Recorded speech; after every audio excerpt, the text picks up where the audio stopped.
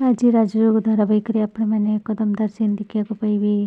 सीधा रोमांस करथिला बेले सेतिकी बेले ऋषभ आउ सोना तांको डोर पाखरे कान डेरी ठिया होइथिबे एवं सुर कर सेतिकी बेले हठात गोटे फोन कॉल आसिबो एवं से फोन टी उठेई देबे एवं से पटु जणे लोक कहबे कि सुर तो सीध कहबे मु एमती कहीकि रहीजिबे। तापर से लोक जनक कहबो आज संग्र गोटे ऑडियंस अच्छी तू आसिले ना तो किस्मत चमकी जीवो बाबा एमती कहबे।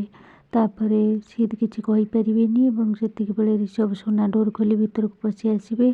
तापर सीध तांको देखिकरी फोन टी तले पकई दे बेड ऊपर बसी पड़िबे एवं तापर ऋषभ कहबे कहीदे बाबा तू किए आउ एठी काहींकि अछु एवं सोना कहबे देखिलो ना मु कहूतिली ए सीध नुहे बेली।